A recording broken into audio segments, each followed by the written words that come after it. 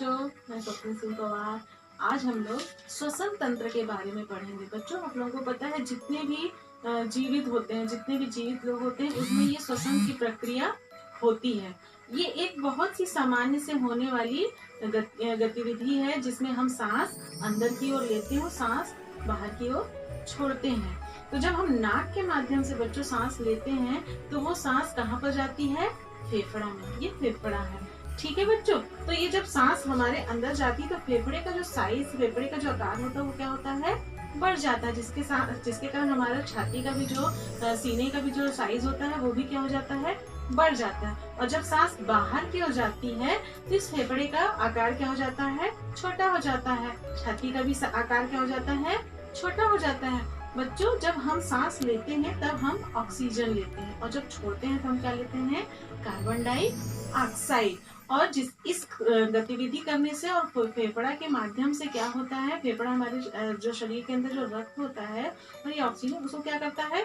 शुद्ध करता है। और फिर हमारे शरीर के जितने भी भाग होते हैं, रक्त के साथ ऑक्सीजन को पूरे शरीर के सभी भागों में क्या करता है? पहुंचाता है।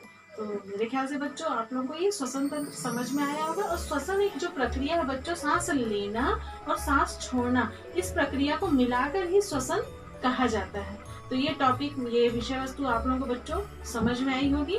तो हम अगली कक्षा में कुछ फिर से नए कुछ टॉपिक लेके आएंगे। नमस्ते बच्चों।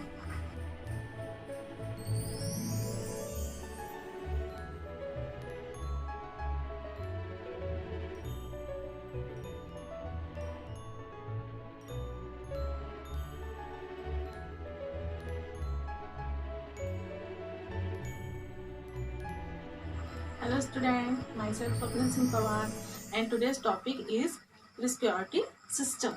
Respiratory is the process that plays in every living beings. In simple terms, it is the normal process of breathing in and breathing out. The air enters our body through the nose and then travels to the lungs. This is lungs. Through the windpipe. As air enters the lungs, the size of our lungs expand, increase. That is why while breathing, our chest also expand.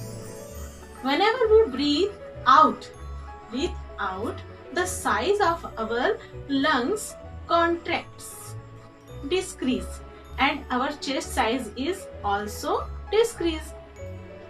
During this process, the blood capillary in the lungs absorb the oxygen from the air and give out carbon dioxide. That's cleaning the blood. When blood flows different parts, oxygen in taken by the body. I think student, you understand this topic. So I will come to the next class, some interesting topic. Bye bye.